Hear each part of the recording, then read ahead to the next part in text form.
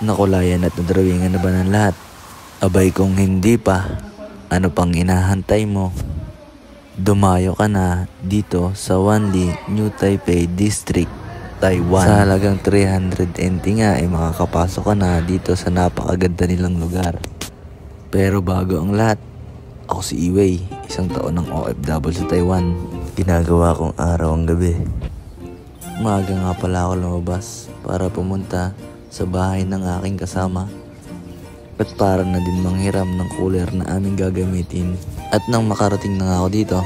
So guys, nagpe-prepare na po kami ng aming dadalhin sa aming outing. Yan.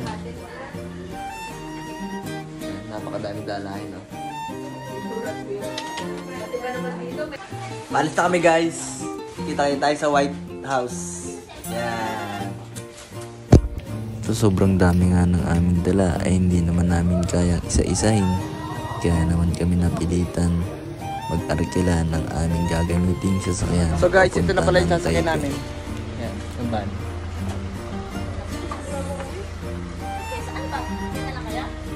Sa mga nagtatanong nga kung gaano ba katagal ang biyahe namin papunta ng Taipei, kung taga-Taoyuan ka nga mula Taipei, ay nasa mahigit 1 oras at kalahati din ang lalakbay nyo papunta doon.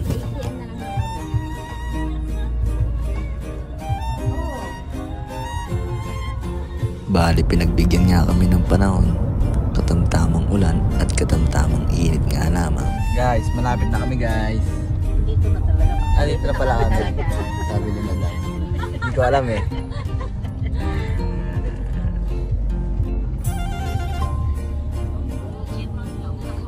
Dito na kami guys.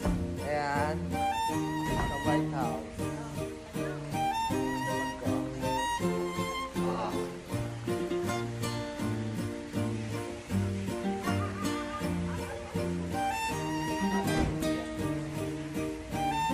Magandang araw sa lahat. Isang napakagandang paraiso na tila ba tinago ng kalikasan para sa mga taong gustong tumakas sa gulo ng syudad.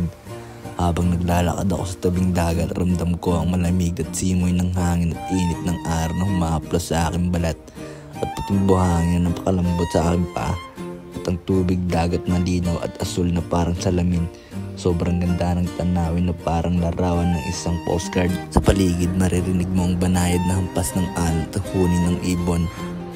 Isang mensahe nga sa bawat paglalakbay.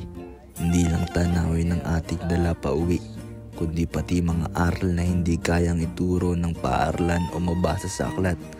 Sa pagpunta namin dito sa White House Beach, napatunayan kong minsan ang katahimikan ng kalikasan ay isang pinakamalakas na salita sa ating puso. Habang nakatapak ako sa malambot at puting buhangin, naisip ko kung gaano kabigat ang mga iniinda nating stress sa araw-araw. Pero sa lugar na tulad nito, kung saan malinaw ang tubig, sariwa ang hangin at tila humihinto ang oras, unti-unti tayo pinapaalalahanan na hindi tayo ginawa para mabuhay sa pagmamadali. Dito sa White House, natutunan ko ang tunay na ganda ng buhay ay nakasimpleng sandali. Yung tawa ng kaibigan mo, yung pag-idlip sa ilalim ng puno, yung pagbulong ng hangin na parang sinasabi, nandito lang ako, huminga ka. Minsan pala kailangan natin lumayo hindi para tumakas, kundi para maalala kung sino talaga tayo. Ang paglalakbay na ito ay hindi lang basta bakasyon.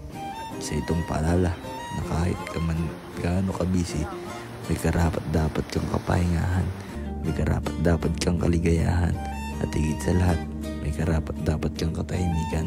Kaya sa lahat ng nakikinig ngayon, huwag kang matakot huminto paminsan-minsan. Maglakbay, magpahinga, damihan ng hangin, ang init ng araw at ang katahimikan ng dagat. Dahil sa mga sandaling ito, muli nabubuo ang ating sarili. Muli tayong bumalik kung sino tayo bago tayo naging abala sa pagiging okay para sa lahat. Isang importanteng ang mensahe para sa lahat na sa bawat araw na bumabangon ka sa isang banyagang lupain, tandaan mong isa kang bayani. Hindi madali ang malayo sa pamilya, sa sariling tahanan at sa kulturang kinalakihan. Ngunit sa kabila ng lahat ng ito, patuloy kang lumalaban para sa pangarap, para sa kinabukasan, para sa mahal mo sa buhay. Marahil ay may mga araw na pagod ka na, na para bang gusto mo nang sumuko. Yung tipong habang naglalakad ka pa uwi galing trabaho, tinatabunan ka ng lungkot at tanging larawan ng iyong pamilya ang nagbibigay sa iyo ng lakas. Pero kahit ganun, pinipili mo pa rin bumangon kinabukasan at gawin ang trabaho mo ng buong puso. Yan ang tunay na tatag, yan ang tunay na tapang. Sa Taiwan man o saan mang sulok ng mundo, ang mga OFW ay simbolo ng sakripisyo at walang kapantay na pagmamahal.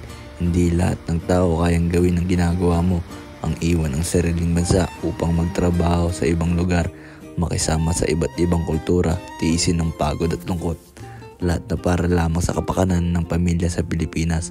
Kung minsan hindi ka man naunawaan ng iba o nakakalimutan ng ilan kung gaano kabigat ang iyong pinagdadaanan, tandaan mong hindi ka nag-iisa. Marami kang kasama sa laban na ito. At higit sa lahat, may Diyos na laging sumasabay sa bawat takbong mo.